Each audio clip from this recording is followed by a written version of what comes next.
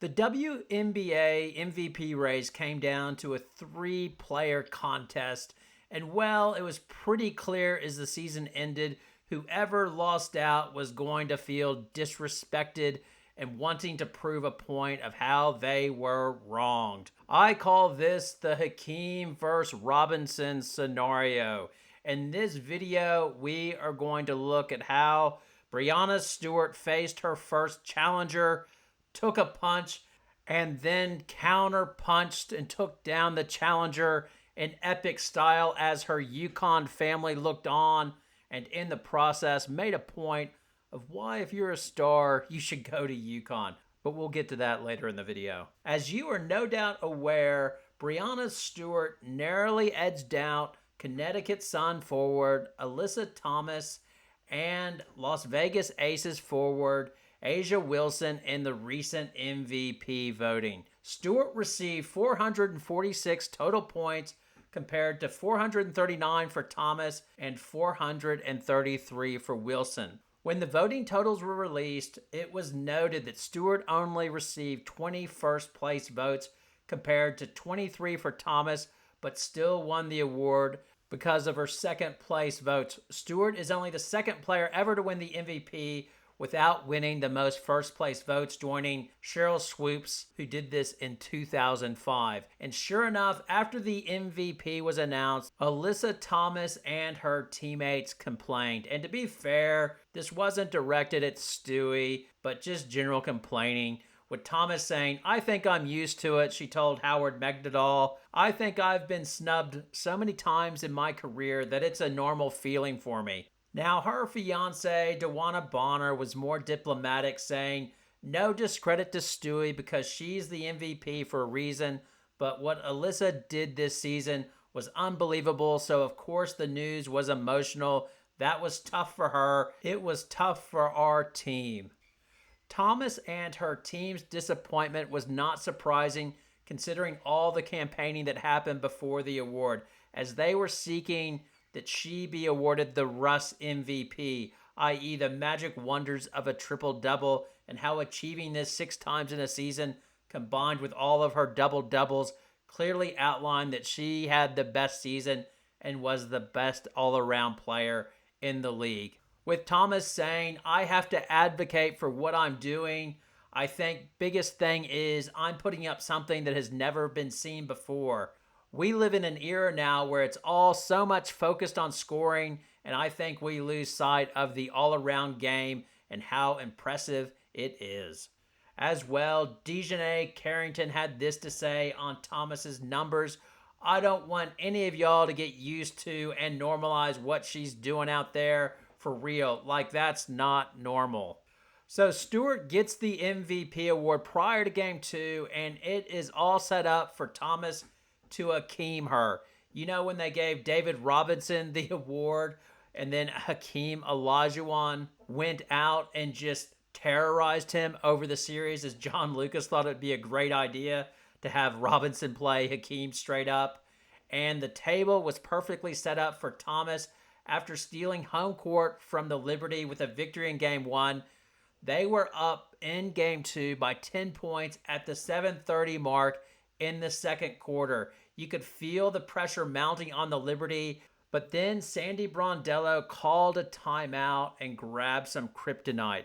What was that kryptonite? It was zone defense, as it exposed the lack of versatility in Thomas's game, as she can't shoot from outside of the key due to her shoulder injuries and her funky shot. Unlike Stewart, who has the complete game, which makes her impossible to be stopped, as well allows other players like Jonquel Jones to flourish around her. Hayes and Bonner kept the Sun in Game 2, with Hayes going for 30 points on 12 of 19 shooting and Bonner getting 19 points, but Thomas was limited to 10 points on 10 of 13 shooting as the zone suffocated her production. The win took the pressure off New York, who played free and loose in Game 3 and went on to clown the Sun in their own building. It got ugly and made Thomas's finishing second ahead of Wilson in the MVP voting, as well, getting more first place votes in the MVP race than Stewie. Look ridiculous. As Thomas's game not only crumbled, but she emotionally crumbled during the game, putting on a clinic on how your star player cannot play and act, displaying just awful body language, complaining on every play seemingly to the ref, doing single-handed and double-hand wave-offs at the ref, sagging her shoulders on missed shots. Now, UConn's women's basketball was in the building for Game 3, and I have no doubt that Geno and CD must have been watching this with huge satisfaction, as they are big proponents on body language, and their pupil Stewart struggled with this when she first got to UConn. Me, my coaching staff, we put a huge premium on body language. Breanna Stewart, you better change your body language right now. Stand up. The object is to turn them and guard them, and then once you get to close to half, keep them on one side. We don't want to reach. We don't want to reach. And if your body language is bad, you will never get in the game. Ever. I don't care how good you are. If somebody says, well, you just benched Stewie for, 35 minutes in the Memphis game a couple years ago. Yeah, I did. Oh, that was to motivate her for the South Carolina game the following Monday. No, it wasn't. Stewie was acting like a 12-year-old. So I put her on the bench and said, sit there. But they drilled that out of her and helped her grow by holding her accountable. And the reward for Stewart is she kept it together when she and New York struggled in Game 1 and at the start of Game 2. Remember, their season was on the brink of collapse at the 7:30 mark of Game 2 in the second quarter, and her team stayed together. No fingers pointing.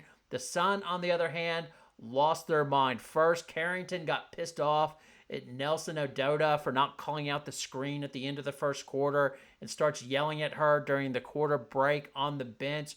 Then what does the team MVP Thomas do to get her team back together? She goes full dummy spit or pacifier spit when the team is down at the 5:30 mark by 18 points as she starts yelling, bitching, and moaning at them that she needs more help.